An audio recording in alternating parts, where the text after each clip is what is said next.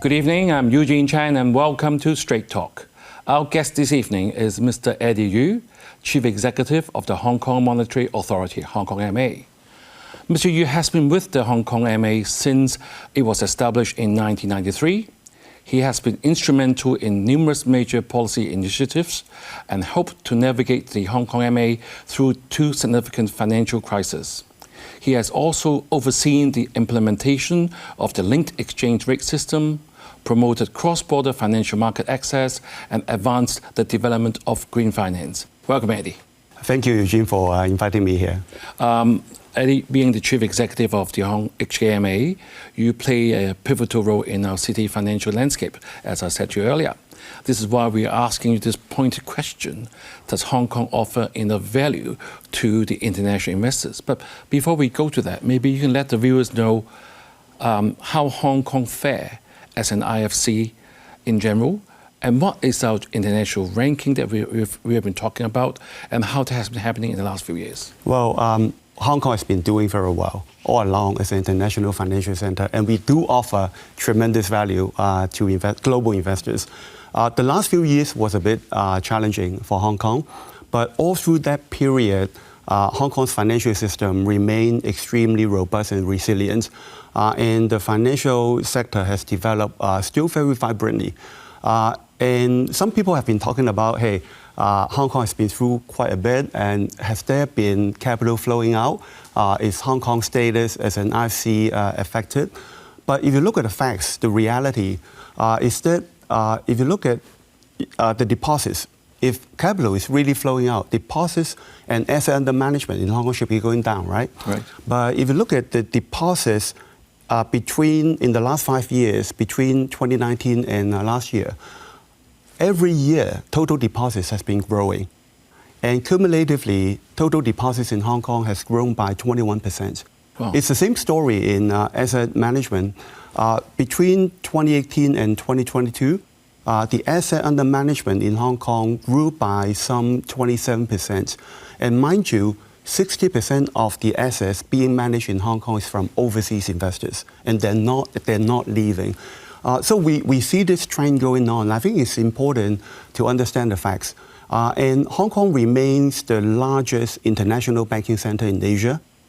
We are the largest asset management center in Asia, largest in private banking and also in hedge fund numbers.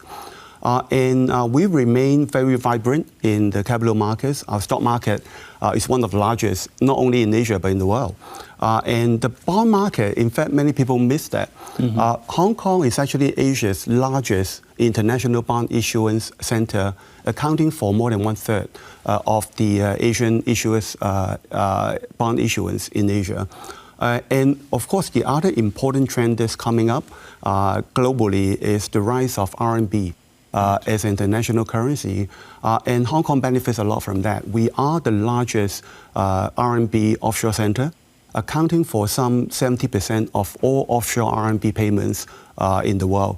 So I think we're really well positioned to continuing our very strong status as an international financial center. But we need to work more to create opportunities, to create new initiatives, so that everybody is moving on, everybody is really progressing. So we need to create new opportunities so as to make sure that we will continue to strengthen this hard-earned status of Hong Kong. Right, Eddie. I mean, it's very encouraging when you tell us all those good figures. However, I'm sure the viewers and many of our friends will feel that, in general, the Hong Kong economy isn't doing very well. We have a lot of money in the bank, but people aren't spending the money. And also, I've heard from other professionals that there are a lot fewer IPOs in Hong Kong as compared to, say, Singapore, even back in the States. Why is that happening when we are ranking so high in everything, while on the other side, we're not feeling it? Right. I think one thing is that we are opening up a bit later than the others after COVID. We actually really just opened up in early 2023, and recovery takes time, as you can see from all other economies around the world. So I think it takes a bit of time for Hong Kong's market to fully recover, especially in the retail area.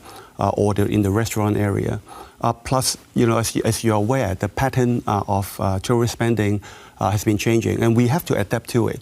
And the number of tourist arrivals is still not coming back to the peak. So we need to wait a bit until all our transport infrastructure is there. But in the area of finance, it's actually progressing very well. There's not been any impediment because of our relatively late opening up. So I think in finance, we've been progressing quite fast, including the many improvement measures that you see in improving the market connectivity between mainland China, using Hong Kong to connect with the world. There's something that we're going to talk about later in the show. The viewers we have often talked about Singapore. There have been talks of people leaving from Hong Kong, moving their head office, say, to Singapore in financial industry. We know that financial industry accounts for like over 20% for GDP, but it employs 8% of our population. How have you seen that happen since the last 3 years? Have things improved since, and what is the outlook? Well, in fact, again, it's perception against the facts. The perception is that, hey, during COVID, because we have relatively stricter COVID measures, so people and firms are leaving. But if you look at the firms, they're all here. The Asian headquarters remain here. Right. All the regional CEOs of major global financial institutions are here. And if you look around the place where I work, 2IFC, the new firms moving in are actually US and European financial firms. Right. So I think there's actually no firms that's really retreating from Hong Kong, but rather many are expanding here. Right. But of course, in terms of individuals, there might be certain people, especially during 2022, when Hong Kong was still closed, whereas the others are open. They might have relocated temporarily to other places like Singapore, Dubai, London, or their hometowns. Many of them have actually moved back. Right. Talents follow opportunities. Wherever there are opportunities, they will just come. Not only that, we are getting the talents who have temporarily relocated coming back. We're actually seeing a lot more new talents coming in, taking advantage of the new opportunities that we're creating for Hong Kong. Right. I'm sure the viewers and me would like to know more of Hong Kong's competitive advantage. Right. Well, how would HKMA maintain this niche that we have? Because the whole world is getting very competitive. After COVID, basically, the whole world has rebooted and restarted again. Any strategies you would try to put in the system to making sure we maintain that? And actually, where are we ranking right now, by the way? Well, ranking, you have different rankings. If you look at the size of the market, definitely we're just behind London and New York. But there are all kinds of different rankings around the world. But it's something that we take reference from, but we don't really just focus only on. In terms of how we are going to develop Hong Kong, I think there are two aspects that are important. One is that you have to make the best use of your unique advantage or unique selling point. The unique advantage of Hong Kong's ecosystem is that we are the only or the dominant gateway linking China and the world. We are part of China.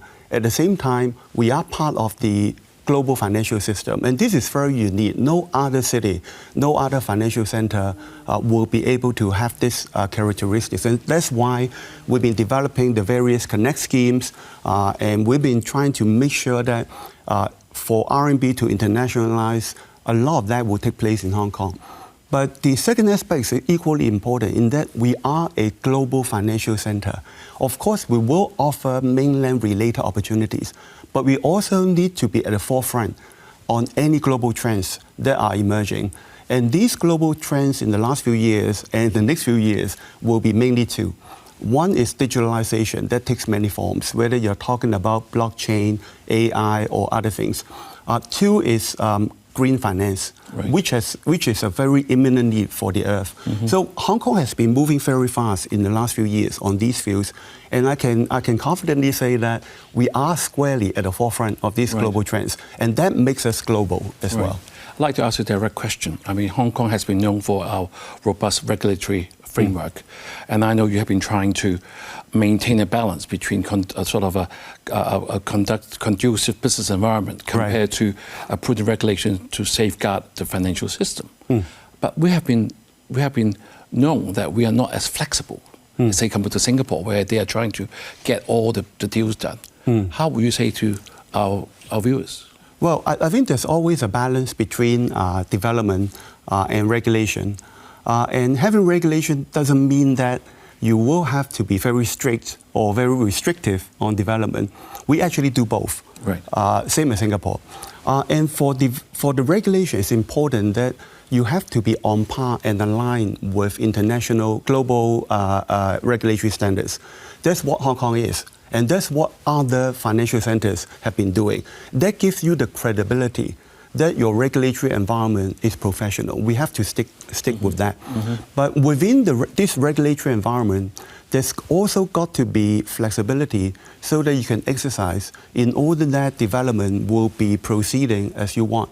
Of course, development is not just about adjusting your regulatory approach. It's more about creating new business, creating new platforms, raising the connectivities. And these are done by our market development department, which is a bit separate from our regulatory department. I think there are perceptions that, hey, other places may be more facilitative. But if you really, again, just like the numbers that I quote, if you drill down to the facts, I think Hong Kong has been very accommodating and facilitative in our market development. Right, thank you. Let's take a break now, but viewers, stay tuned. We will be right back. Thank you for staying with us on Straight Talk. Mr. Eddie Yu, the Chief Executive of HKMA, is with us, talking about Hong Kong's status as an international financial center and whether we offer enough value to international investors. So, Eddie, I'm sure the viewers would have picked up the fact that HKMA is doing everything you have to make sure it's conducive to the business environment. You're fully aware of the competition. One area that we all also talk about a lot is the ongoing tensions between motherland China and the US, and it has a lot of global implications, and I'm sure the financial sector has been affected. So can you tell us what challenges sort of we are facing of that as a result, and what step HKMA is doing to making sure we are least affected by it? Well, in fact, it's not just Hong Kong. It's everybody. Every major financial center will be affected by the tensions between the world's two largest economies, China and the US. And if they collaborate, there's a lot of value that can be generated for the benefit of the whole world. But if they're in conflict, it affects everybody. But I have to say that there may be more impact on trade, especially on the strategic areas like technology or the high-tech area.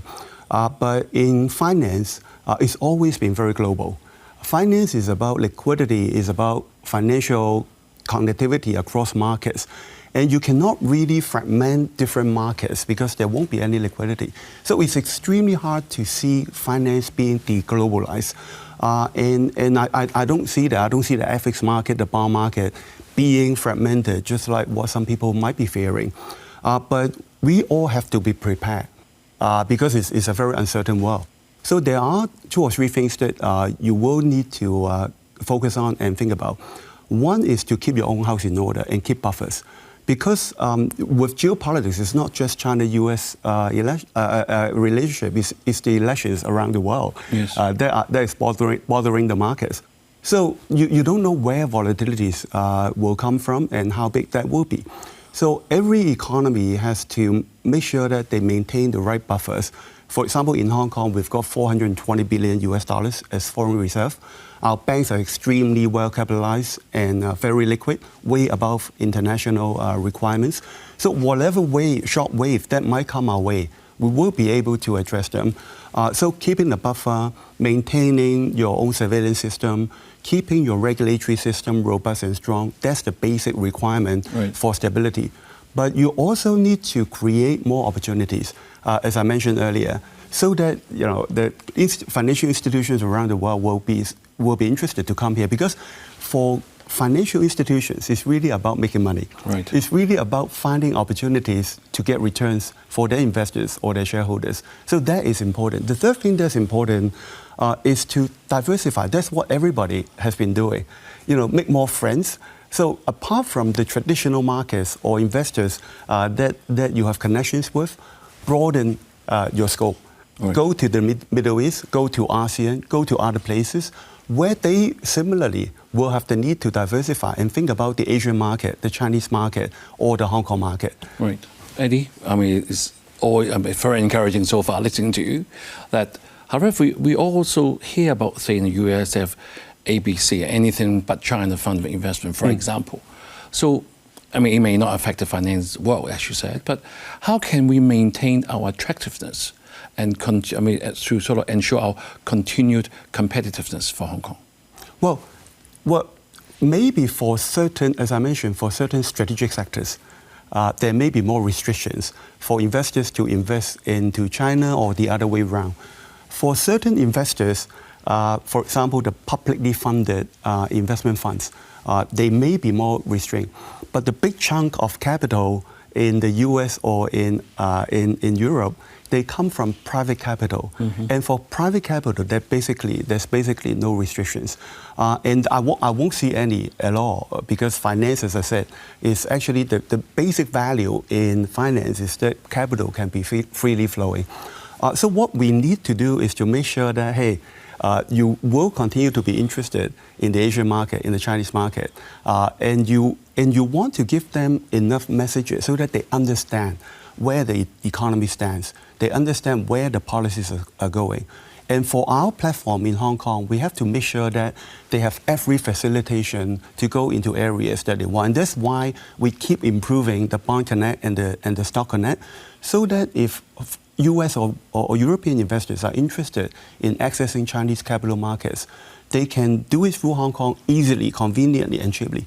So I think that's what we really need to strengthen. Right. So Hong Kong as a gateway for international businesses to access China hasn't been impacted. No, it has not been impacted. If you look at the flow numbers, what we call northbound Bond Connect, foreign investors investing through Hong Kong into China, has always been inflows.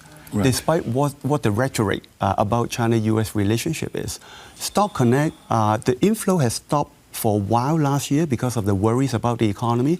But since the beginning of this year, foreign investors' inflow into Chinese equities market through Hong Kong has been quite strong and continuing. And we're actually part of the GBA. Right. I think you mentioned earlier we have the 3 connections and 3 facilitations and all that. How is that going to make the international investors find this place more attractive? Is it going to do that? Well, for our 3 connections, 3 facilitations measures announced in January, we are aiming at focusing on 2 things.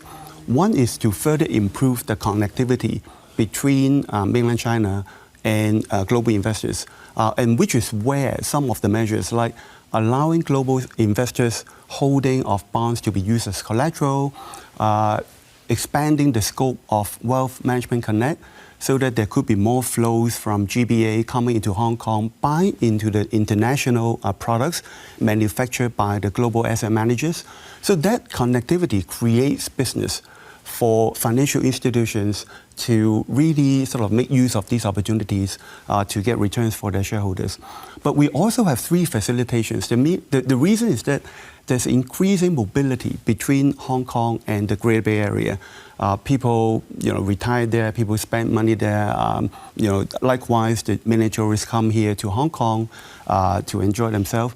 So the facilitations is to make sure that, hey, if I come across the border to spend, do I have enough convenient payment system? And that's why we're extending the eCNY wallet into Hong Kong, so that for Hong Kong people, it's very easy. You just use your Hong Kong number and you punch a few buttons, and then you get the eCNY wallet.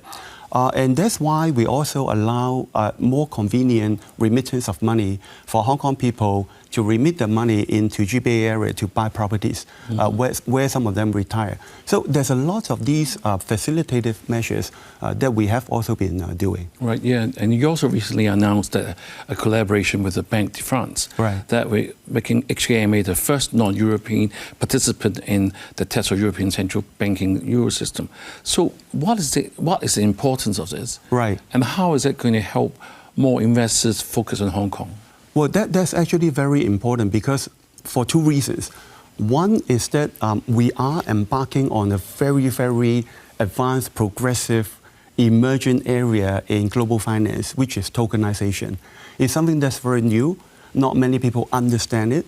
But Hong Kong has set up what we call Project Ensemble, and the sandbox will be launched very shortly, to try to create an experiment on the tokenization ecosystem in Hong Kong. We are one of the first in the world to do that. The other one of the first is actually Bank of France, or representing the Euro system. So we are actually the two most progressive central banks doing that. And by linking up, we can think about cross-border tokenization, tokenized asset settlement, which has to be one of the first. So, this progressiveness projects a very sort of forward-looking image of Hong Kong in the minds of global investors. So when they think about Hong Kong now, it's not really just coming to Hong Kong to see what China opportunities there are. They actually want to come to Hong Kong to see, hey, what have you been doing in financial technology? You're at the most forefront part of the development, so we want to see what you are doing. Right. That's actually important in placing Hong Kong's brand in global finance. That's even more encouraging when they listen to that. And one area that you mentioned is in the first part is green finance. Right. We talk about this sustainable finance. I mean, what role does Hong Kong play, and will the international investors come to Hong Kong because of that as well? Well, of course, because Hong Kong is already a green finance hub in Asia, and thanks to the government's effort, because some 5-6 years ago, they started issuing the government green bond.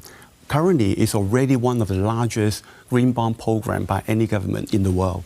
And that helps create the whole green finance, green bond ecosystem in Hong Kong. And we are seeing the green bond market expanding quite rapidly in the last few years. And we're not serving just the green needs of Hong Kong. We're mainly serving the transition needs of mainland China, where they will have the need for lots of capital to finance their green transition when they're aiming at 30-60, 30 neutrality and 30 peak and 60 neutrality. The amounts that they will need is in trillions, and they won't be able to finance that solely domestically. They need global capital, and Hong Kong will be the place to do that. Again, we are taking advantage of our very unique position as the platform that links up China and the world. And the green capital could come through Hong Kong, which follows the international standards and channel into China for the transition. Right, thank you, Eddie, for your insights. While there are challenges, it is reassuring that we know tonight that the HKMA is focusing on keeping Hong Kong competitive and attractive to international investors. I'd like to quote from one of your speeches that last year: "We cannot be just China's financial center. We need to be global." Have a good evening and see you next week.